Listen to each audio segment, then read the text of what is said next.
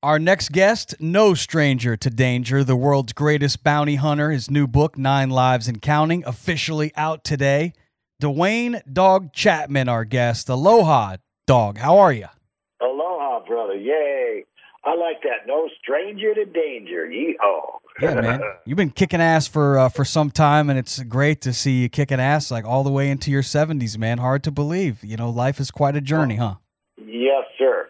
Well, Chuck Norris older than me. He's still kicking a pulley too, right? You said when you met William Shatner, you couldn't believe it. I interviewed him on this very same program, and I cannot believe how William Shatner still gets around in his 90s. No, he beat me up the stairs 10 years ago. I'm like, good Lord.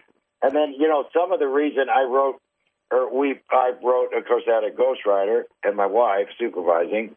But some of the reason I wrote this is when he said, I've got to write a book or do something. I haven't done nothing to leave a legacy.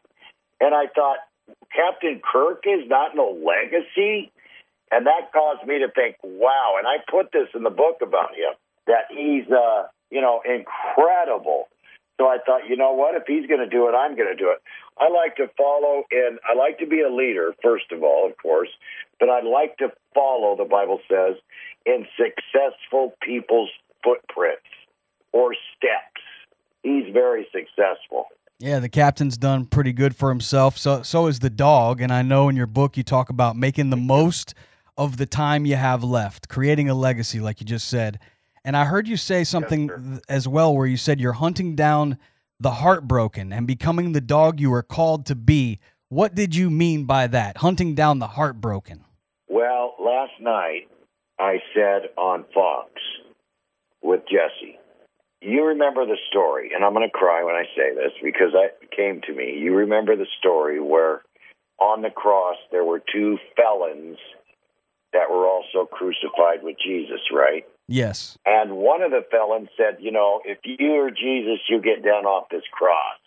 And the other felon said, listen, I believe you're Jesus, and I'd like to tell you something before I die. Remember me. And Jesus said, bruh, I'm going to tell you right now, tonight, you're going to have dinner with me and my daddy.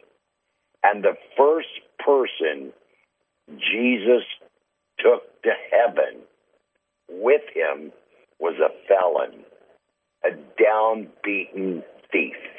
So to be a Christian means to be Christ-like. And I'm going to put my feet in the same prints that Jesus left me. And before I die, brother, I'm going to take a lot of felons with me to the Master. I'm taking a lot of felons to heaven. And that is my goal. And that is my goal with my book. It's not about how many guys dog captured or how I may have mentioned that in there, but the whole idea is to get people to heaven. And the name of the book is 9 Lives and Counting, a bounty hunter's journey to faith, hope, and redemption. And it's available wherever you read your books, officially out today. Chapter 1 titled Puppy Pains. And I like the way you start each chapter with a little scripture. Chapter 1 starts by saying, train up a child in the way he should go, and when he is old, he will not depart from it. That's from Proverbs. And you mentioned that in that chapter. How were you trained as a little dog? What was it like being puppy Duane Chapman? Well, I was Assembly of God. My mother was on the women's side of my mom's family were all pastors, preachers, Sunday school teachers. I was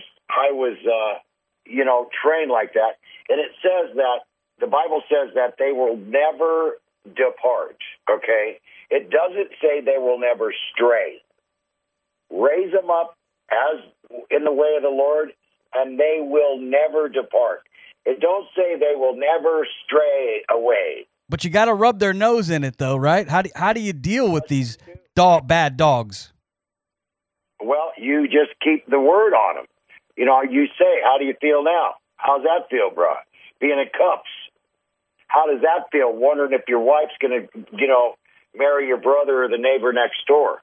How's that feel when your kids call someone else daddy or mama? You got to be right straight to them and shoot straight. Be all things, the Bible says, to all men. Sometimes you can't be that hard because some men and women are not that hard. But the hard ones get in line because I'm ready. Well, dog, I never gave it much thought until you pointed this out in the book, that dog spells, if you spell it backwards, what does dog spell? Right. Well, my president of the Devil's Disciples, I was man's best friend. I was very loyal, still am. I always prayed when we were eating the worst food you ever thought on the road.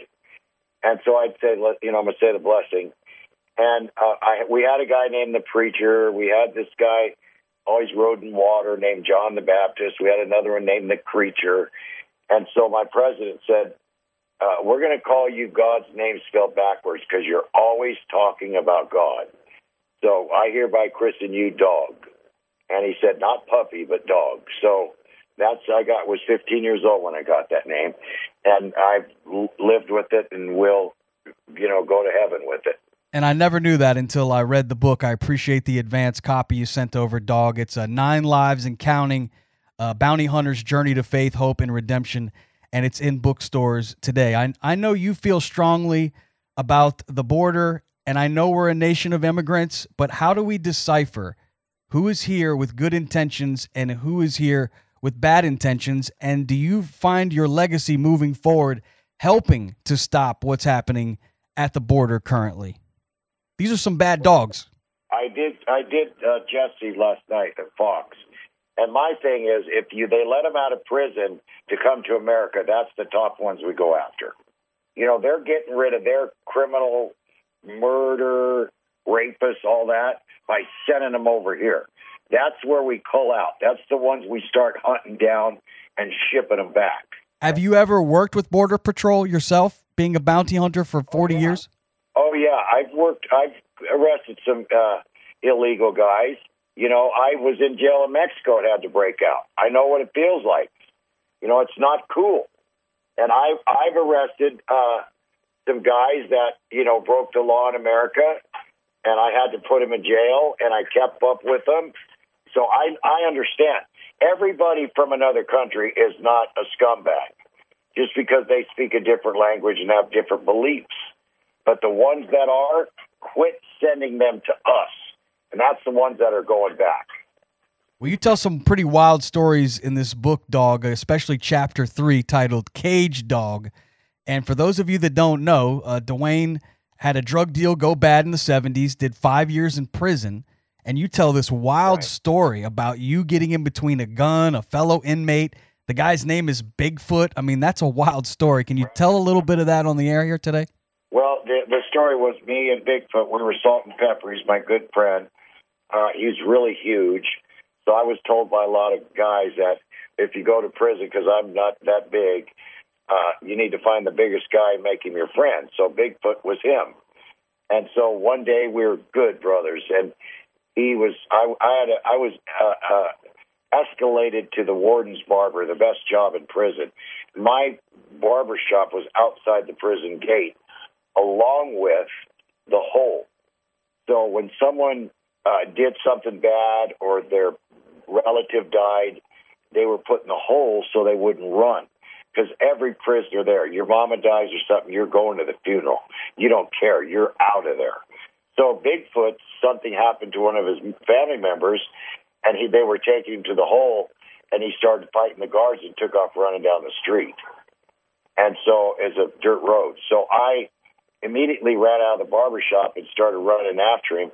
And the lieutenant was running after us. I didn't see him, and he thought we were both running together, Salt and Pepper making a break, right? And so just before he shot me first, I got a hold of Bigfoot's pants and took him to the ground. And the lieutenant was like, whoa. And he threw down handcuffs and said the magic words, hook him up, bounty hunter.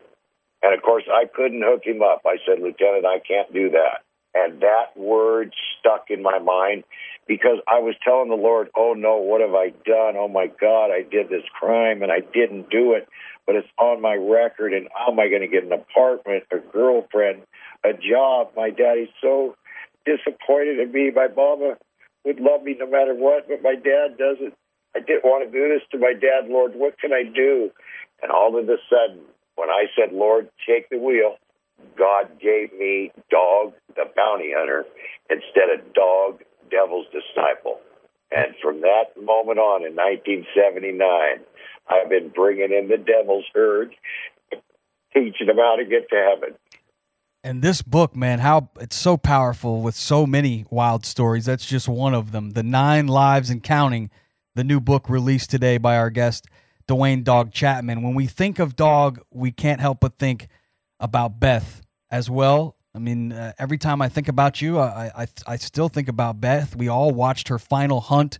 That was such a good program, and that you gave us a behind-the-curtain look at the two of you's relationship. She was such a big part of your life, Dog. How hard has it been since we've lost Beth? What has it taught you here in the journey of life since you lost her? Well, I say this in the book, so now I can say it. Right before Beth passed away, she called me Big Daddy. She goes, Big Daddy, God's taken me out of your life. And I said, no, Beth, he's not. And she goes, yes, he is. And you know you've been called to the ministry your whole life. He said, don't let me die in vain. Don't ruin my legacy. And I know you're going to get remarried, and here's a list of people that you better not marry. Just in true Beth fashion, huh? Yeah, Beth fashion. Here's a list, and you better not marry them. And then over a year after that, I said a prayer, and I asked God for a mate. I couldn't even find my car sitting in a parking lot coming out of Safeway. And lo and behold, Beth was right. I'm now speaking the gospel, and I got Francie. And a lot of people say, I think Beth had something to do with you meeting Francie. And I'm not sure that's, biblical, but if it is, I'm sure Beth did. You did find yourself a Jesus-loving, bold Christian woman in Francie. She seems like a great woman. I've seen her on Instagram. Of course, you can follow our guest, Dog Chapman, on the gram, and of course get his new book, 9 Lives and Counting. When you look back, Dog, on your career as a bounty hunter, 40 years of getting felons right, giving them that cigarette, having that straight talk express with them, what do you consider to be your most challenging case as a bounty hunter and the one that stands out after all these years? Well, the one that stands out, of course, was the most famous, Andrew Luster, 87 counts of rape, 150 years, how to break out of jail in Mexico, and that, gave my career a boot. And I like what you just said about Francie, Fearless Friday with Francie.